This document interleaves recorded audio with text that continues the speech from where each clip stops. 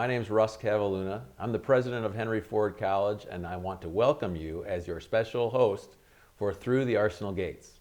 You're probably surprised to see me, and frankly, I may be a little bit surprised to be here because you usually see a different host here. I'm excited to be a guest host, and I'm also excited to tell you who my guest will be here on this edition. You're probably not surprised that I'm proud and excited to welcome our guest, Glenn O'Craig. Glenn, how are you? I'm Ducky. Glenn, you have been doing the job in my seat for how long? 6 years. 6 years. Well, I don't think my first run will be nearly as good as any of yours. Oh, it will be. But I appreciate your opportunity and your willingness to trade seats. I've been in your seat before. And so let's get started. What is your history? What is your best life story? I'm going to start in the middle of my life story and how I met my wife.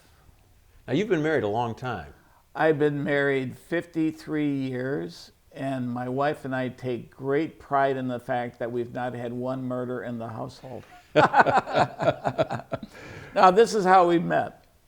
My wife and I are Roman Catholic, and we met in a confessional line in Cincinnati, Ohio.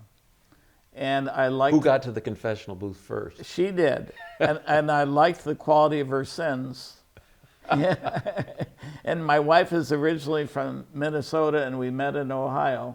So we had a long-distance relationship, and all because we were both sinners. How does that work? 52 years. 53. Of bliss. Of bliss, absolutely. What is the secret, Glenn?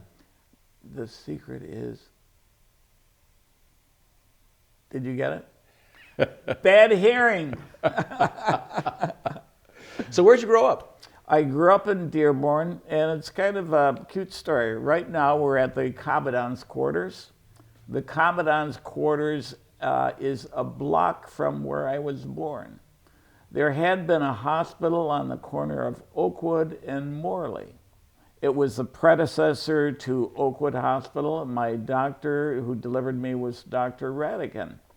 And a little tidbit here. One day I had a gentleman come to my house, and he said, I was born in that hospital down the street. And I said, well, so was I. He said, what year were you born? He said, 1942. I said, so was I.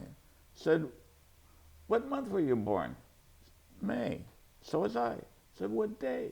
May 5th. So was I. We were born in the same hospital on the same day. He was my first roommate. I never quite looked like the rest of the family. And I'm wondering if I was switched at birth. But another cute aspect of this is that his father-in-law had been Stan Vitalik, who was at Henry Ford Community College and was a good friend of mine there. Anyhow, little tidbit. Yeah. Yeah. So I was born there, and I lived on Elizabeth all my life. And I lived in the same house until I got married. Growing up in Dearborn was a wonderful experience. I loved so many aspects of Dearborn. Went to Levagood Park all the time for swimming. Camp Dearborn was a big fixture in our life. Ford Field was the big picture. We had a great core of kids in our neighborhood. We had about 15 kids that were about my age. So we just had a close group. And one of the fellows I still see frequently, his name is Maury Dean, and he has been on this very show, and he has written the Encyclopedia of Rock and Roll. He went on to get a doctorate. He's a wonderful guy. He adopted a child from India. So anyhow, some really interesting characters that lived in my neighborhood, had a lot of great friends there. Tell me about your educational process growing up here in Dearborn. Well, I went to Howard School, which was then called York School, for 1 year, and then I went to Sacred Heart for 12 years. At Sacred Heart, I was, I thought, a pretty decent student. But did others agree? They didn't always agree. One of the cute things is that I remember one none saying to me, and I never had a male teacher until I went to college. But I had a nun on the first day of class. She said, "Oh, you're Dan O'Crea's brother. You must be pretty smart." And at the end of the year, I said, "I bet she's thinking, oh, you're Dan O'Crea's brother." But anyhow, one of the interesting aspects of this whole thing is that about a month before graduation, the principal, we didn't have counselors, the principal asked me into her office and she said, "Based on your ACT test score, you'll probably never make it through college." I said, "Oh, geez." So I had to take remedial classes, and then I got my bachelor's degree from the University of Detroit, and then I got a master's degree from the University of Minnesota, and I said, it's not so bad. Then I made higher education my career. Yeah, And this nun said, I'd never make it through. So how cool is that? So the ACT wasn't right in its... ACT doesn't mean squat. So tell me about, you said you then decided to devote yourself to education. Tell me what that means. I'll tell you the truth, and that is that I taught 2 years at St. Anselm School to keep out of the draft. And then I said, I like education. So then I went to the placement office at the University of Detroit, and I had a master's degree in industrial relations, and I said, I was going to work for a company like Ford or something like that along the way, and they offered me a job there. I said, oh, this is cool, working for a university. And then I ultimately got a job working at Henry Ford Community College. So I backed into education. It was kind of the results of a lot of accidents in my life, but it all worked out. Now, when you were going to the placement office at the University of Detroit and then also working at Henry Ford Community College, where were you living during those years? In Westland. My wife and I had lived in Westland for 32 years. We had a good experience. Our kids only lived in one house growing up. Yeah. And tell us about your career at Henry Ford Community College. I was director of financial aid. It was a wonderful experience. I had a couple of just wonderful bosses. I only had 2 bosses, well, 3 bosses. One was a fill-in for a while. I had Wally Smith as a boss, and Wally had been originally a counselor at Edsel Ford, and then became the dean of students at Henry Ford. We just had a great relationship, and he passed away now 2 years ago, but he was a great guy. And my second boss was Mike Mead. Now, Mike is now on the Board of Education and on the trustees, a member of the Board of Trustees at the college. He and I just, it's kind of like we were of kindred spirits. So it was a wonderful experience. My job in financial aid was fulfilled a need that I guess I felt I always had. One of the aspects of Sacred Heart was that they taught kind of a give to the community thing. And I found a lot of fulfillment working in financial aid. I thought it was a very meaningful experience. You said Mike Mead, Dr. Mead, was one of your supervisors. He's one of my supervisors right now. Yeah, right. Well, how do you like him? Well, he's great. And he loves you too, just by the way. He's very kind. But I think he was an employee and a public servant at Henry Ford Community College for over 30 years. Yep. How many of those years was he working with you? I think he came in at about 1983, so 20 years I worked for him. 20 years. Yeah. Tell me, in your experience in working with him or anyone else, or frankly presidents of higher education, what did you gain as your views of what a good leader is, what a good leader is not? And I ask that because I know the viewers of this show value the insights, but I'll be candid with you. In my current job, I could use some advice. I would say you want to engender a sense of communication. If there's good communication, a lot of things can happen that are positive. If you're fearful that you're going to be yelled at, you might not always tell the bad news that typically comes into every job somewhere along the way. So I think Mike fostered that spirit of openness. I've never seen him emotionally beat up anybody. He was just a great guy to work for. Yeah. But communication, I think, is a key, and a sense that he could help you by projecting walking in your shoes. Now, let's change topics a bit. You mentioned that you lived for 32 years in Westland, but you're currently a Dearborn resident. Yep. Coming back to your roots. Coming back to my roots. Tell me about that decision. Well, it was kind of an interesting thing. My wife and I went to Dearborn homecomings along the way, and one day in about 1992, I think it was, I said, let's just walk down Morley. So we walked down Morley, and I said, this is really a neat house here. And it was owned by Ed and Millie Bovich. And Ed was outside, and I said, sir, can we just walk through your yard?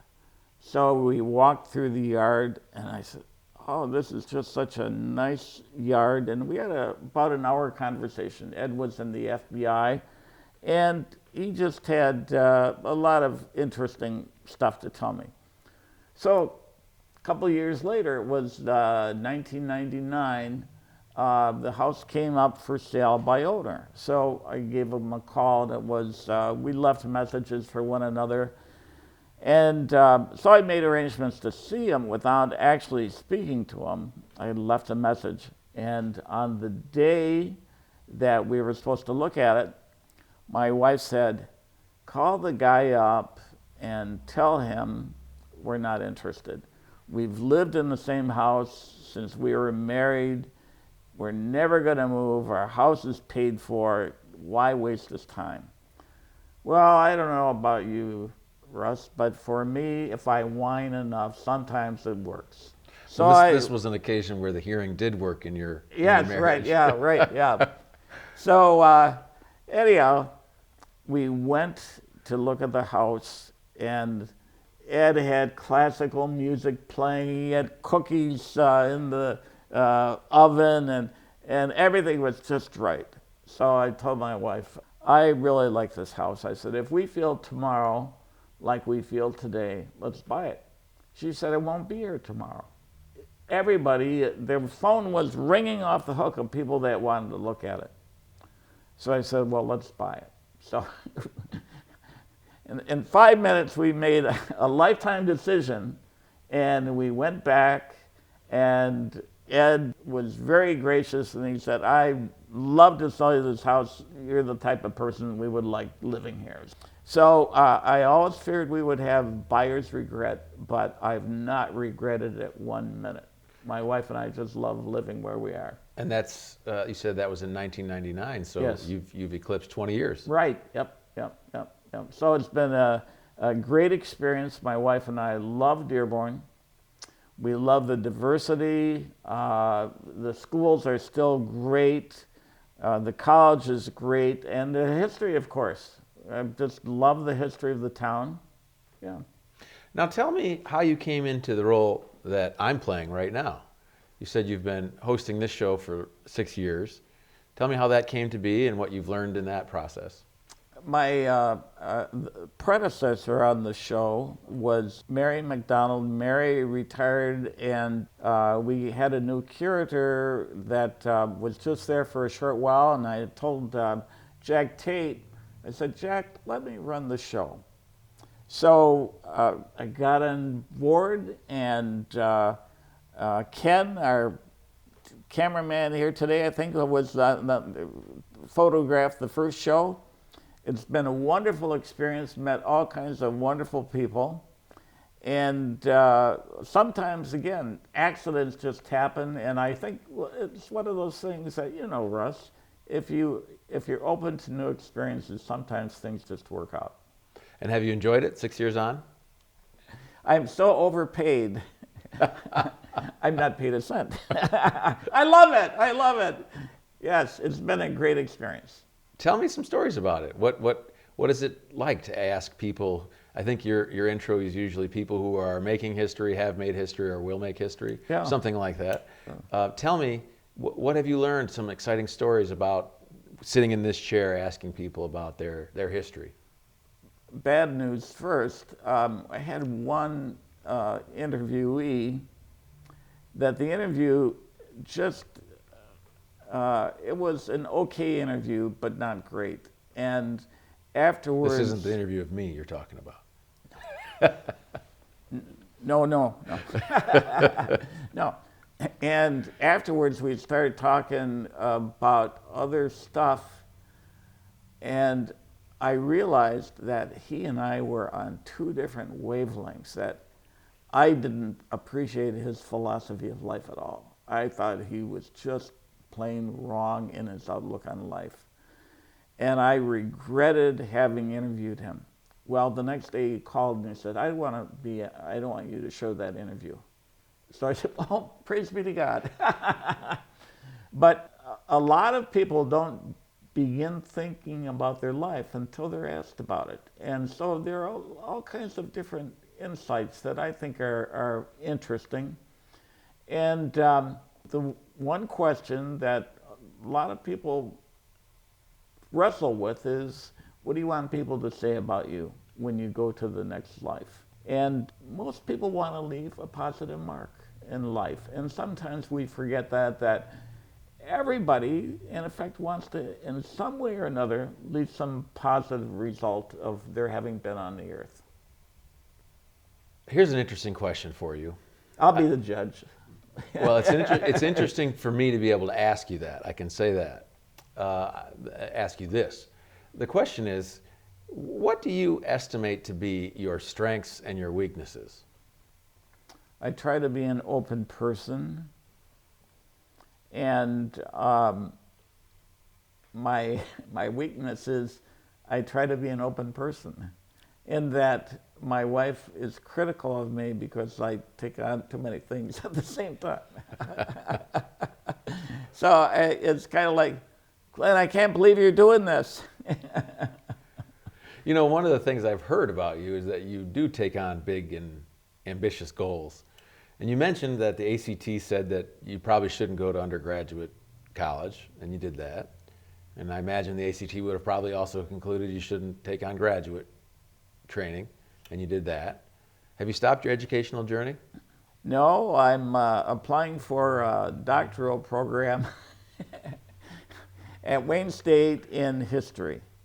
And the application asks you to write a segment on how you might fit in, and I'm going to say I'm the only 77-year-old person who's ever applied for admission to a doctoral program in history at Wayne State. And have you applied yet? I got to do it by the end of the month. Okay. Yeah. Have you thought about your dissertation topics? Boy, I'm glad you asked that. No, but yeah, I should. I gotta think about that. Thank you. Yeah, sure. Doing a little self-promotion here. Tell me your thoughts of the role that Henry Ford College now and Henry Ford Community College, what is the role that that college plays in both your life and our community? I think Henry Ford has just a definite niche. I have two daughters. Both of them went to Henry Ford. And one went for 3 years and one went for 2 years, but they both got their degrees from Henry Ford. And one is now a teacher in Orlando, the other is an attorney in California. And the topic has come up about different teachers. And one day we were shooting the bull, and I said to the both daughters, who have your favorite teachers been in college? And in both cases, they were at Henry Ford. That's where they had the best teachers. So I think that Henry Ford fills a definite need. It gives a quality education at a decent price. It's so friggin' close. I live on Morley and Wagner Court. I have walked to the college. And, just to have a college that is of this quality, this close, that's great. I talk to so many people around town that tell me that they've gone to Henry Ford somewhere along the way. So if you're not like the nuns thought I wasn't quality education for academics, well, you can get into the technical areas or the vocational areas that can be very meaningful in your life. Everybody does not need a 4-year degree. Yeah.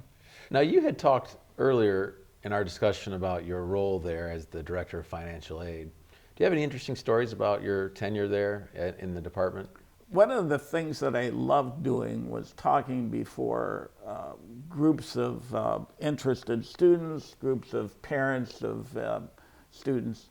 And one day after a presentation, a guy who was in his 40s came up and he said, "Can I get financial aid?" And he gave me his financial profile, and I said, "By all means." I said, "Apply." Well, I would run into this student on campus, and he said, "I just love this. I've come back to school. This is a great experience." One day he came to my office and he said, "My dad died, and my mom, who was in her 80s, she would like to go to school, and can she get financial aid?" And they gave me her financial profile, and I said, "Sure." So she enrolled in Henry Ford. So my very last day at the college as an administrator, the secretary said, "The student's at the office door and would like to see you." And I said, "God, I'm just so busy, but, oh yeah, send him in." And he said, "I just want to let you know my mother died." And he said, "I just want to let you know that her years at Henry Ford were the best since my dad died." Made it all worth it. Yeah. Yeah, I said, I don't need any other stories. That's the best one. Now, tell me about your history of editing books. I think it's kind of an interesting story. I read an article in the New York Times in 2011, I think it was, and it said, if you're working with a nonprofit organization, do things that can be done in 100 days, because people die, they lose interest. And I said, "Oh, that is so cool. What can we do for the museum?" And I said, "Let's write a book." So I went to the Museum Guild of Dearborn, and I said, "I'd like you to fund me." I said, "I want to write a book about Dearborn stories and get it done in 100 days. And they funded me. And we didn't take 100 days. We took 62 days, collected. The first book was about 140 stories about Dearborn and by people living in the community. It was a great success. It was a sellout. And then we came up with 2 more editions of that. So in the 3 books, we have a total of about 450 stories. Then got the idea of having another book, and that is homes built before Fairlane, so that were built 1916 or before. So we put that in hardcover, and we came out in 2017 with that one. And then this last fall came out with another book about the Ford homes in the historic area south of Michigan Avenue. So all of these books have been funded primarily by the Museum Guild, but the last one also by different members of the community. So it's just been a fun experience. And if I had listened to that nun, I wouldn't have begun this. You would have had none. I would have had none. Very good, very good. Well, as we round the final bend here, tell me philosophically, what is your philosophy on life? Do your best. Be gracious to people who don't need it, and life will work out. Has it worked for you? It's been such a great life. I have been very blessed. We should all be so lucky. Yeah, right. Absolutely. Absolutely. Yep. I have a great wife. I have great kids. I have great grandkids. Very pleased to be alive. Great to have so many opportunities like just in this show. You know, I've sensed that if you look at someone's life, their philosophy comes out in things that they have around themselves, whether it's photographs in their office, the way they dress, or their license plates, or things like that. Is there anything in your life that you can point to and say, yeah, that kind of speaks to my philosophy? I have, my wife has one car, I have another car, and on one car we have the verbiage, go do it. That's, we have a vanity plate. And on the other one we have Dearborn, but it's missing an O.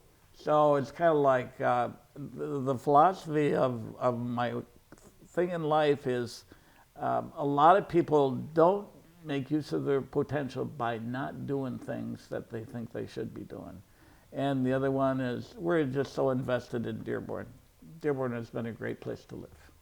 Well, Dearborn, speaking of as a relatively new citizen of Dearborn, Dearborn is grateful for your service in many, many respects, and including marketing by putting our name on your license plate, which is a nice segue to the final question that you've asked of many people, but now you get the tables turned.